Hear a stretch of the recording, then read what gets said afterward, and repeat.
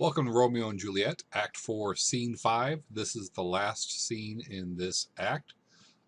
There's kind of a lot going on, and some of it doesn't seem to jive with the rest of it, but it's there for a reason, and it's kind of important. Um, this is the morning after Juliet drinks her magic potion. She is found by somebody else, of course. There is a lot of grief from her parents and the nurse, who believe she is dead. Friar Lawrence shows up. He knows she is not dead, and he has some wisdom for everybody. And they all go off to do the funeral preparations, and then the servants are left to carry on with the daily activities, kind of giving us a life lesson after death. So let's look at these little parts individually. Juliet is found. It's the next morning. She is still there in her clothes from the night before. She just fell over and collapsed, and the nurse is waking her up. Okay, the nurse is excited for the day, right? The nurse loves Juliet, and the nurse has cared for her all her life, and she's excited. This is her big day, her wedding, and she gets there to wake up Juliet, and she's jovial, she's joking a little bit, and then finds out Juliet's dead, and she is devastated, right? She is devastated in this. Lady Capulet shows up, hears the nurse wailing and crying, and Lady Capulet is, of course, devastated as well. And then here comes Lord Capulet, oblivious to everything going on, and he wants to know, where's my Juliet? Paris is here, and he'll be here any minute. We've got to get Juliet ready, and what's going on? Why all the sad faces? And then he realizes that she is dead. So the nurse is crying, right? Lady Capulet's like, alack the day. Alack is a great Shakespearean word. Use it if you're feeling mad or sad or just things aren't going right. Just alack, alack, alack. And Shakespeare uses it to great effect in here. Lord Capulet is in grief. He's beside himself. And he uses these interesting comparisons. Juliet is like a flower, right? Now, just a day before, he was ready to kick her out of the house. But now she's dead. And so he's forgotten all those terrible things he's thought about her. And kind of like we do after someone dies, we think really good of them. And he's doing this of Juliet. She is a flower, but she was killed by the frost, taking too soon. And he starts talking about how Death is his son-in-law, because Death married Juliet, and Death is his heir. He has nothing left, and everything is going to go away.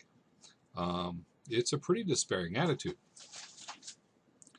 And Paris shows up, and he also is shook with Juliet's death. I think there's more to Paris than just getting some girl. I think he had some real feelings for her. And we see how upset he is. And there's everyone there. They're crying. They're upset. And here comes Friar Lawrence with his wisdom. And he says this is heaven's fault. And it's Capulet's fault. Right? He pushed her to the sudden joy, and she couldn't take it and died. That's a lot of blame to put on a parent for their child's death.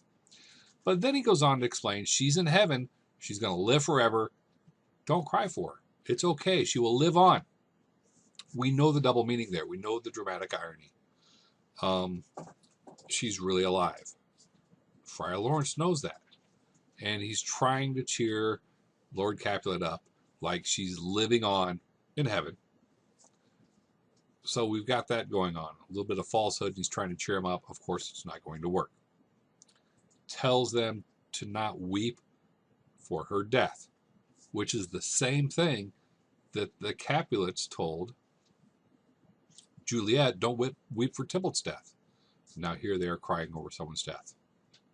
He tells Capulet that he is loving her wrong, loving her memory wrong. He's going crazy. He shouldn't cry, but be happy she's going to heaven.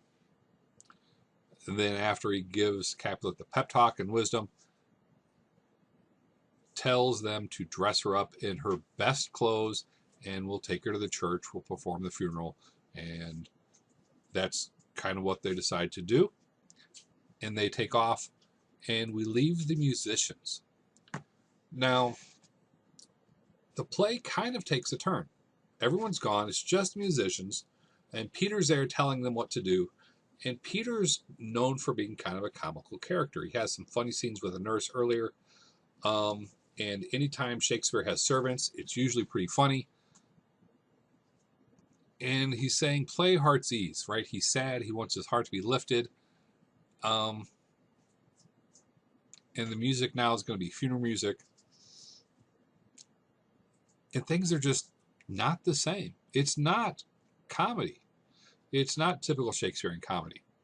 Usually the servants are there to lighten up the mood. But here it's kind of sad. It's really sadder to see people wanting to be happy and it's not working. It's kind of depressing. But this wanting to do the music, wanting to get the right thing going on, kind of shows us that after death, life still goes on. We still have to do our daily things. It might seem like life is going to stop without a person, but it doesn't. Everyone else is still alive, and everyone else still has to go on. That's a big lesson there.